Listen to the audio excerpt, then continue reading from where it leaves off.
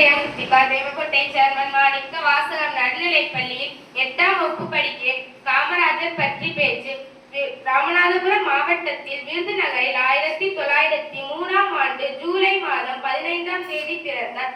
இவரது இயற்பெயர் காமாட்சி என்பதாகும். இவரை பலரும் அன்போடு ராஜா என்று அழைத்தனர். இதுவே பின்னர் காமராஜர் என்று மாறியது.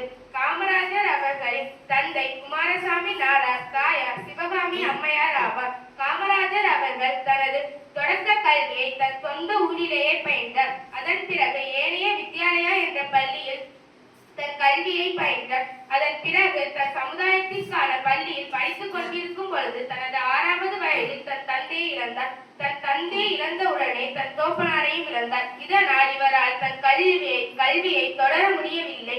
இதுவே 1954ஆம் ஆண்டு அனைத்து மாணவர்களுக்கும் இலவசமாக கல்வி கிடைக்க வேண்டும் என்ற திட்டத்தை கொண்டு வர உறுதுணையாக இருந்தது.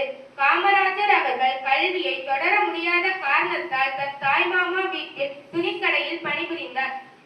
அங்கு பணிபுரியும் பொழுது மாலை நேரங்களில் செய்தித்தாள் படிப்பது, அரசியல் தலைவர்களின் பேச்சை கேட்பது என அரசியலில் அவருக்கு ஆர்வம் வந்தது. ஒரு கூட்டணி அமைத்த கூட்டணியின் தலைவராக மாலை நேரங்களில் உரையாற்றுவார். காமராஜர் அவர்கள் அரசியல் மீது ஆர்வம் கொண்டிருந்த நேரத்தில் காந்தியடிகள் அவர்கள் ஒரு சில சமுதாயத்தினரை ஒரு சில ஆலயங்களுக்கு நுழைய வேண்டும் என்ற கட்டுப்பாடு இருந்தது. அதனை தவிர்த்து உப்பு சத்தியாகிரகத்தை மேற்கொண்டார். இதில் கலந்து கொள்ள காமராஜருக்கு வாய்ப்பு கிடைத்தது. இதுவும் இவருக்கு அரசியல் மீது இருந்த ஆர்வத்தை அதிகமாக்கியது. அதன் பிறகு பகத்சிங் படுகொலை இவருக்குள் இருந்த அரசியல் ஆர்வத்தை மிகவும் அதிகமாக்கியது. இதனால் 1919ஆம் ஆண்டில் காங்கிரஸில் தன்னை ஒரு உறுப்பினராக இணைத்துக் கொண்டார். அதன் பிறகு அவர் தொகுதியிலேயே போட்டியிட்டு வென்றார்.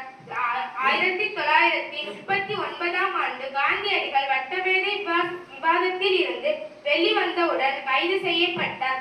அப்பொழுது எங்கும் பாதுகாப்பு என்று கூறி அடக்குமுறை கையாளப்பட்டது.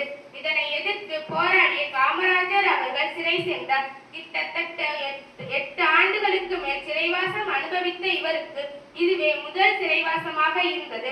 காமராஜர் அவர்கள் 3 முறை முதல்வரானார். அதன் பிறகு அவர் மக்களுக்கு பல நல்ல திட்டங்களையும் மதிய உணவு திட்டங்கள் என பல திட்டங்களை கொண்டு வந்தார். காமராஜர் அவர்கள் செய்தித்தாள் மீதும் பத்திரிகையாளர்கள் பேசுவதை கேட்பதிலும் பெருந்தலைவர்கள் பேசுவதை கேட்பதிலும் மிகவும் ஆர்வம் கொண்டிருந்தார்.